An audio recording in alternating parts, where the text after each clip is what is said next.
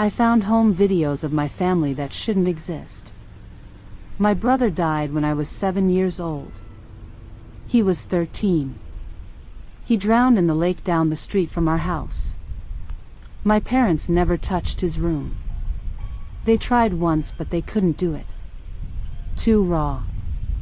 After that, the door just stayed shut. His room became a kind of museum of him. That was 11 years ago. His room still looks the same. This morning, while I was packing for college, I thought I'd finally go in there. My plan wasn't anything dramatic. I just wanted to grab a few hoodies, maybe a keepsake or two to take with me. Something to hold on to when I got homesick. Full transparency, I've been in his room plenty of times before. I've sat on his bed. I've looked through his shelves. But I've never really gone digging. That felt wrong, and I really had no inclination to.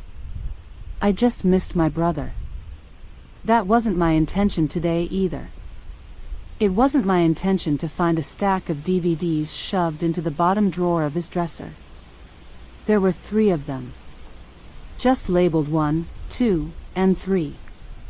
The only DVD player in the house is still hooked up to his old TV. Everything else went streaming years ago. For a minute, I told myself not to do it. They weren't mine. They probably didn't matter.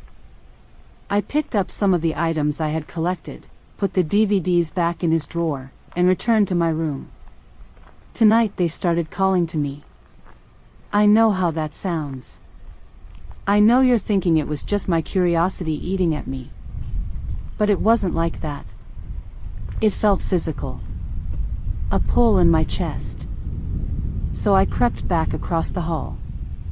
Slipped into his room. Locked the door behind me so my parents wouldn't hear, and I put in the first DVD.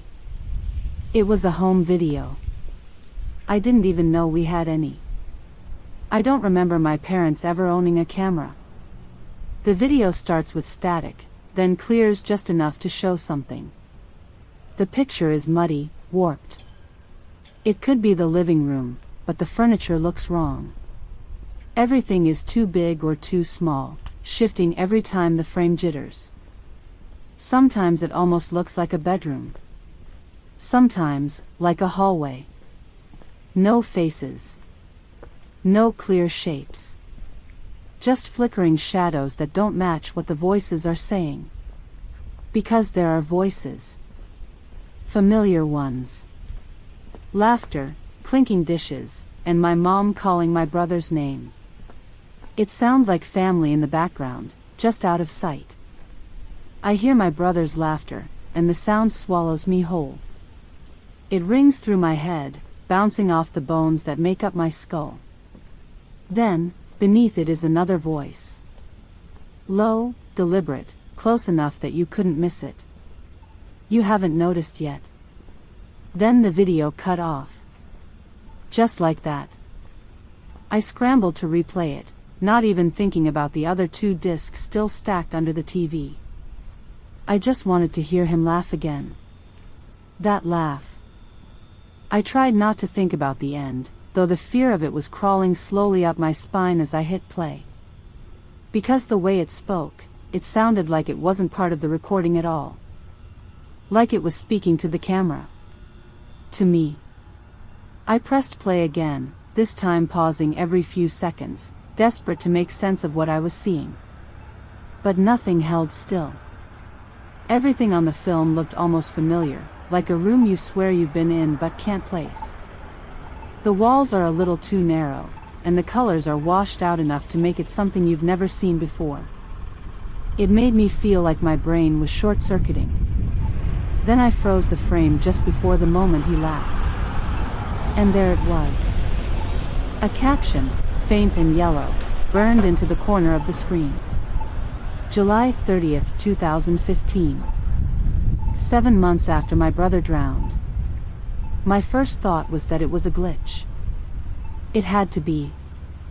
The camera must have been off by a year. There's no other explanation. I forced myself to breathe and to shove back the rising panic.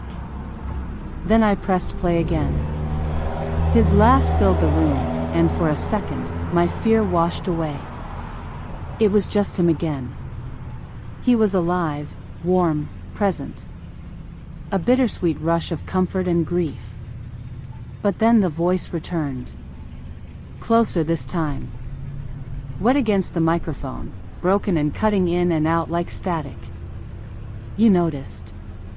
_ I ripped the DVD out of the player and threw it across the room.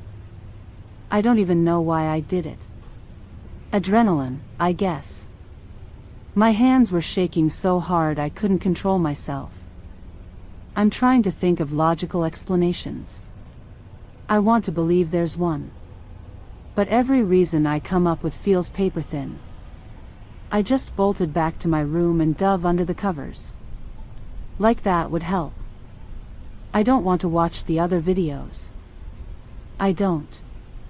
But I can feel them pulling at me, like they're not finished. Like I owe them something. I can't sleep. It's dark. It's late. The rain just started. The bathroom faucet always drips, but tonight it sounds so much louder. You could almost confuse it for footsteps.